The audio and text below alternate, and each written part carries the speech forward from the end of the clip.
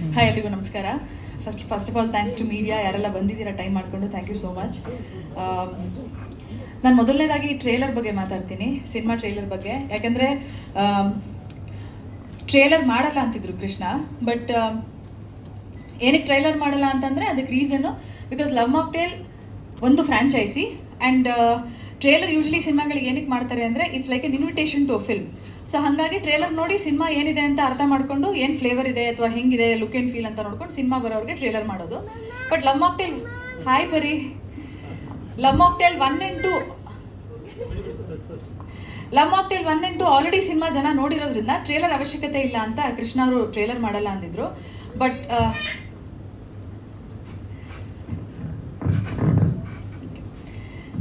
Again especially ಇವಾಗ cut ಮಾಡಿರೋಂತಹದ್ದು it's a recap, more of a recap trailer ಅನ್ನೋದಕ್ಕಿಂತ. ಯಾಕಂದರೆ ಸಿನಿಮಾ ಥಿಯೇಟ್ರಿಗೆ ಬಂದು ಜನ ನೋಡಿದಾಗ ಅಲ್ಲಿರೋವಂಥ ಎಲಿಮೆಂಟ್ಸ್ ಅಥವಾ ಸರ್ಪ್ರೈಸಸ್ ಜನಕ್ಕೆ ಫೀಲ್ ಆಗಲಿ ಅನ್ನೋ ಒಂದೇ ಕಾರಣ, ಬಿಟ್ಕೊಡ್ಬಾರ್ದು ಅನ್ನೋದು. Definitely that is one of the reasons trailer cut ಮಾಡಿಲ್ಲ.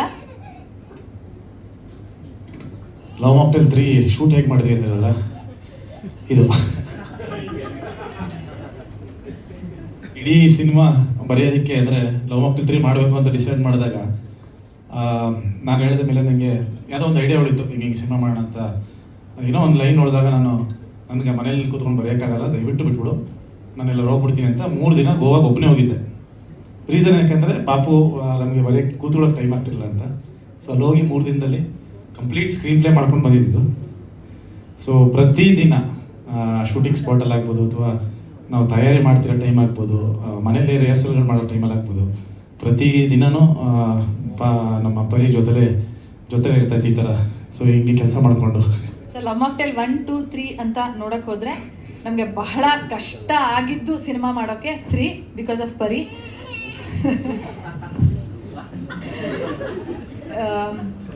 ಪರಿ 6-7 ಮಂತ್ಸ್ ಇದ್ದಾಗ ಬಹುಶಃ ನಾವು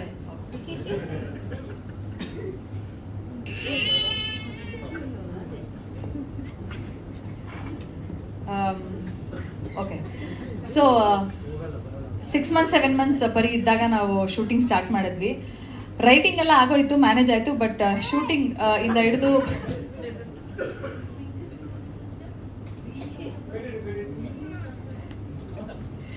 ಸೊ ನಮಗೆ ಶೂಟಿಂಗ್ ಕೂಡ ಹಿಂಗೆ ಇತ್ತು. ಇಷ್ಟೇ ಡಿಸ್ಟರ್ಬ್, ಇವಾಗ ಏನು ನಡೀತಿದೆ ಇಷ್ಟೇ ಡಿಸ್ಟರ್ಬಿಂಗ್ ಆಗಿತ್ತು. ಬಟ್ ಎನಿವೆ ಸಿನಿಮಾ ಮಾಡಬೇಕು ಅಂತಲೇ ಹೊರಟ ಮೇಲೆ ಮಳೆಯನ್ನು ಚಳಿಯನ್ನು ಅಂತ. ಬಟ್ ಈ ವಿಚಾರದಲ್ಲಿ ನಾನು ಫಸ್ಟ್ ಥ್ಯಾಂಕ್ಸ್ ಅವಶ್ಯಕತೆ ಇಲ್ಲ ನಮ್ಮ ತಂದೆ ತಾಯಿ, ಬಟ್ ಇಡೀ ಸಿನಿಮಾ ಮಾಡ್ಬೇಕಾದ್ರೆ ನಮ್ಮ ತಂದೆ ತಾಯಿ, ಕೃಷ್ಣ ಅವರ ತಾಯಿ ಬಂದಿದ್ದಾರೆ, ನಮ್ಮ ಜೊತೆಗೆ ನಿಂತಿದ್ದಾರೆ. I would like to thank them first.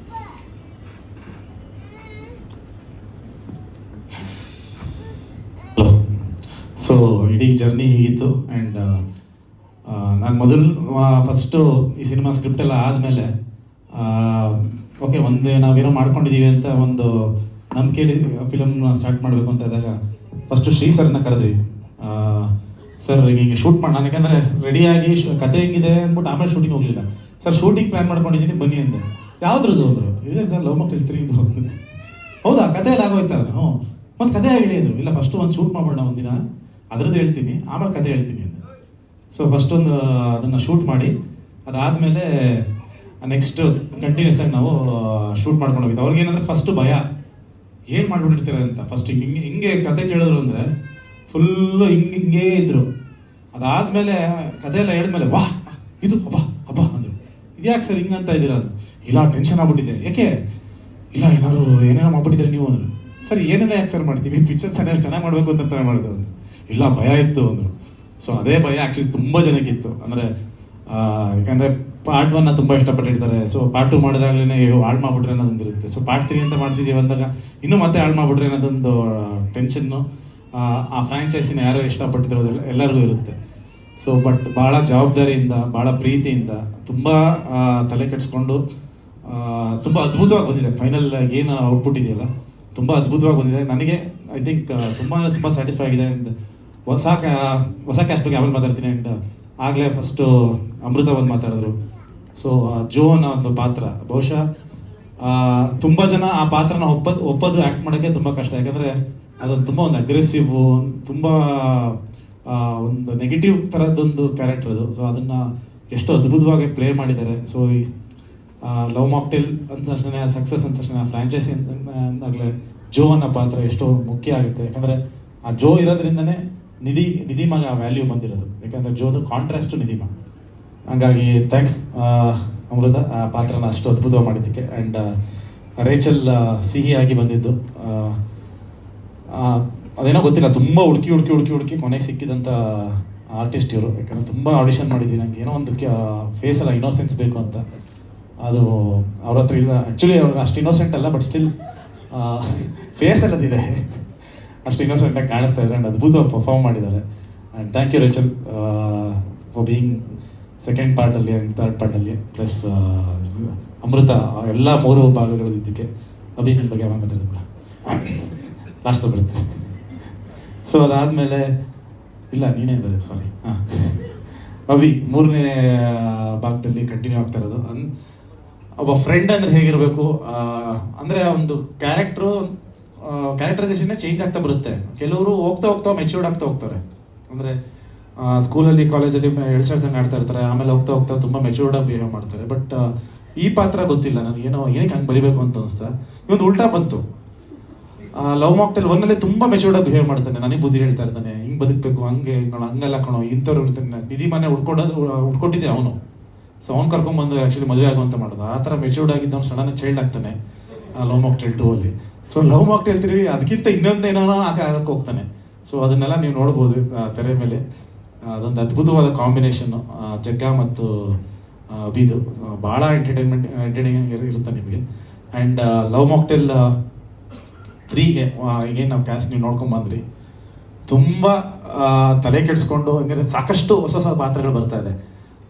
ಈಗ ನೇಹಾರ ದೀಪಕ್, ನಾನು ವೈಶಾಲಿ ಅಂತ ಕರೆಯೋದವ್ರನ್ನ, ಈಗ ನೇಹಾರ ಅಂತ ಚೇಂಜ್ ಆಗಿದ್ದಾರೆ.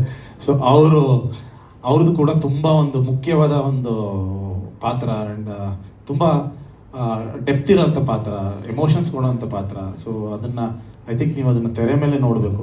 ಅದ್ರ ಬಗ್ಗೆ ಎಲ್ಲ ನಾನು ಆಮೇಲೆ ಮಾತಾಡ್ತಾ ಹೋಗ್ತೀನಿ. ಯಾಕಂದರೆ ಅಷ್ಟು ಒಳ್ಳೊಳ್ಳೆ ಪಾತ್ರಗಳು ತುಂಬ ಜನ ಸಿಕ್ಕಿದೆ. ಶ್ವೇತಾ ಪ್ರಸಾದ್ ಅವ್ರದ್ದು ಕೂಡ ವೆರಿ ಕಾನ್ಫಿಡೆಂಟ್ ಒಂದು ಪಾತ್ರ. ಸೊ ಅದನ್ನು ನೀವು ತೆರೆ ಮೇಲೆ ನೋಡಿದಾಗ ಶ್ವೇತಾ ಅವರು ಈ ಥರದೊಂದು ರೋಲ್ ಮಾಡ್ತಿದ್ದಾರೆ ಅನ್ನೋದೊಂದು ಸರ್ಪ್ರೈಸ್ ಇರುತ್ತೆ. ಆ್ಯಂಡ್ ದಿಲೀಪ್ ಸರ್ ಬಗ್ಗೆ ಹೇಳಲೇಬೇಕು, ನನಗೆ ತುಂಬ ಇಷ್ಟವಾದ ನಟ.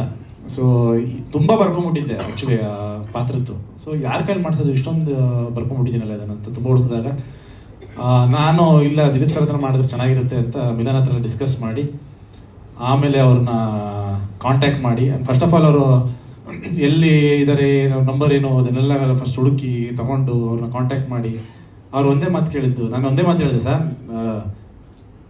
ನೀವು ನನ್ನ ಕಥೆನೇ ಹೇಳೋದು ಬೇಕಾಗಿಲ್ಲ.